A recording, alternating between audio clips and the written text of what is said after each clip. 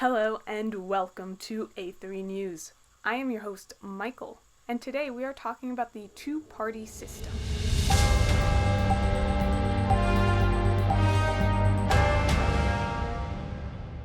The two-party system. In the United States, we know this as Democrats versus Republicans. Also, liberals or conservatives, red or blue, donkeys or elephants. And I know this is a horse. I don't have it in the budget to get a donkey.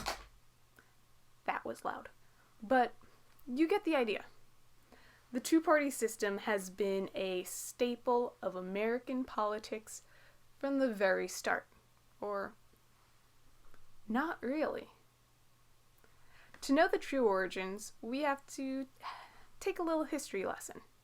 Go back into the past.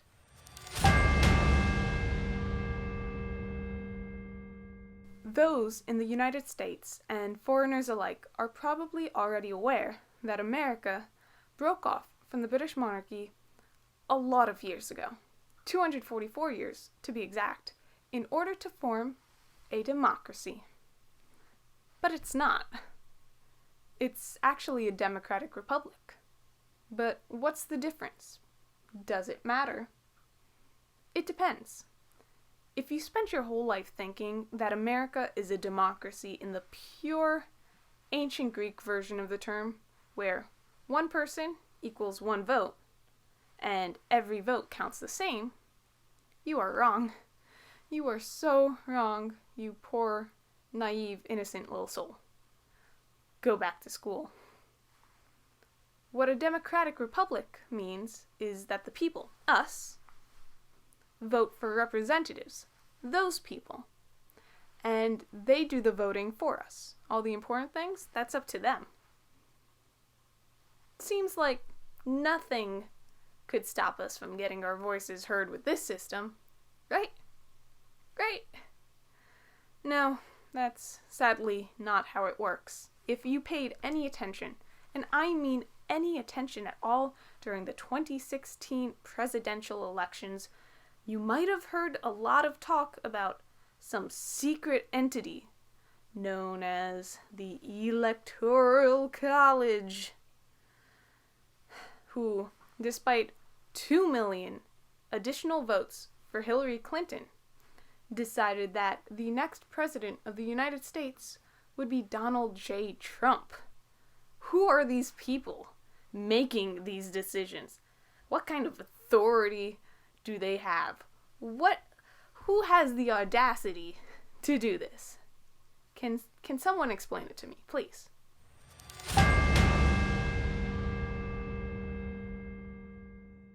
So way back when the founding fathers were first making the laws for our country, they ran into a bit of a problem. Or a big problem. You see, none of them could really agree on the fundamental basics. And at the time, there was no other major country that allowed people to vote directly for representatives or for leaders. They had no one to model our country off of. You see, one batch of delegates thought that Congress should have no say at all in choosing the next president. They thought this would be because Congress members would be too chummy and buddy-buddy with each other and just vote for friends. And I think that's a fair point. A second batch thought that American people should choose directly, just like the ancient Greeks did. A popular vote. But during the 1700s, that would have been pretty hard to do. A lot of people were uneducated, or a lot of people lived in the middle of nowhere. It would be near impossible to get them news and information on time in order to vote. A third batch also worried that if we voted directly, a populist candidate that appealed directly to the people would be able to carry too much power and lead to issues later on.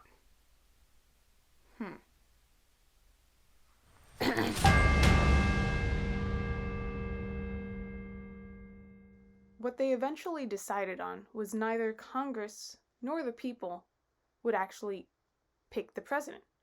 Rather, independent electors, aka the Electoral College, would get to vote. And here's a fun fact.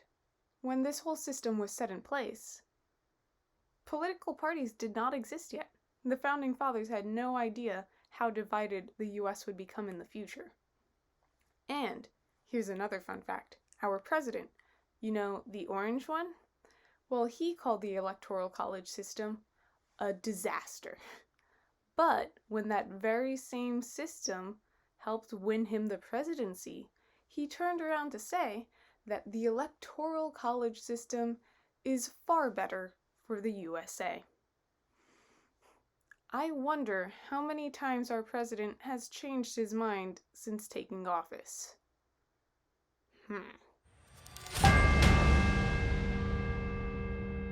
If this whole system itself didn't concern you at all, wait until you hear about the 3/5 compromise. What is the 3/5 compromise? I hope you did not ask. Well, you see, the amount of representatives a state gets, and to an extent its electoral college votes, is a bit dependent on its population. But at this time, the southern states, 40% of their population wasn't allowed to vote. And this is because that 40% of their population were enslaved peoples. And in order to appease the South, to make them agree to everything we wanted in the Constitution and stuff, we had to come up with a compromise. And this compromise was that they would count each enslaved individual as 3/5 of a person. As if having all your rights taken away and having to do manual labor until the day you die wasn't enough. You wouldn't be even considered a whole person. Like, how is that fair? It is not fair, but that was the compromise that they made so that the southern states did not get annoyed that they didn't have as much representation as the northern states that did not rely on slave labor to the extent they did. But still, it's mind-boggling.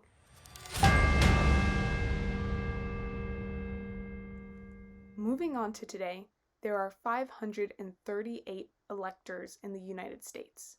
You need 270 of those to vote for you in order to win the presidency. All states except for Maine and Nebraska are a winner-takes-all state. This means that if 51% of people in the state vote for Mr. Blue, then all of the electors have to vote for Mr. Blue. However, if they vote differently, which they kind of are allowed to, they end up facing a penalty. So most of the time, they won't do that. Maine and Nebraska are district system states. This means the state themselves break into districts, and each individual district is a winner-take-all. But overall, for the state, you can have votes going to multiple candidates.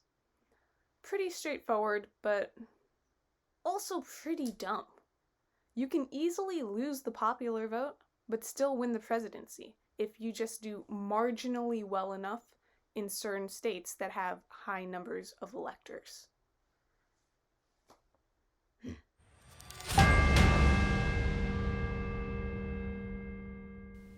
So that sounds pretty bleak. And if you live in a state where the majority vote always goes to one candidate or the other, does your vote really count? And what can we do about it? I think I have an idea. We might not be able to abolish the Electoral College anytime soon. Doing so requires 2/3 vote from both the House and the Senate, and also 3/4 of U.S. states to ratify it, just like any other U.S. constitutional amendment. However, there might be a way to stop getting stuck with two meh candidates every election. My favorite method to combat this is ranked choice voting. It's pretty simple. When you go to vote for a given role, you will mark your preferred candidate as your top choice. But then you can pick someone to be your second choice. Think back in 2016. A lot of people were feeling the burn. Imagine if you could put Bernie Sanders as your top choice, but then put Hillary Clinton as your second choice, so you don't have to worry about sacrificing the election. If a candidate wins a 50% majority of top votes, they win. If neither do, then you would eliminate whoever has the least amount of top votes, and then you would move up all the second-ranked votes and evaluate from there. A system like this could really give third parties a fighting chance as well. And some states are already working towards this. Maine, Massachusetts, and Alaska all started with ranked choice voting systems this year. And New York is going to join in 2021 by doing all state elections with ranked choice voting. This is progress, and maybe we can implement it worldwide? Maybe?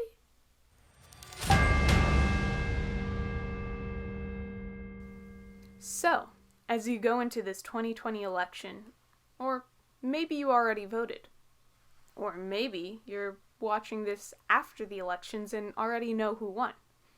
Either way, as you go into these presidential elections, you'll have a choice between this racist, incoherent person, or this slightly better, incoherent person. You might think, well, Michael, why do I have to pick the better of two evils? Maybe I just won't vote. Please vote.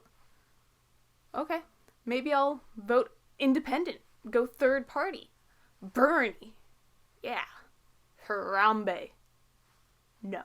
Do not vote for Harambe. I will find you, and I will stare very, very disapprovingly at you like this.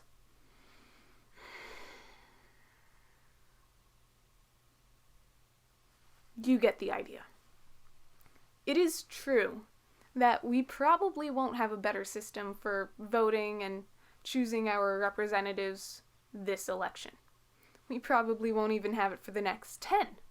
But there are already states working towards better alternatives, like ranked choice voting.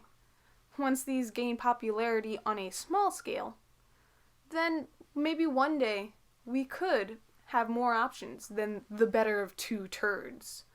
When voting for president, we won't have to worry about parties. We can put our favorite on the top, but then the one that we wouldn't mind as a backup, we could put second and have a third choice, so that we can weed out all the ones that truly are not helping America, are not helping us, the people. And that's just something to think about. And that's all for A3 News. I am your host, Michael, and I'll see you next time.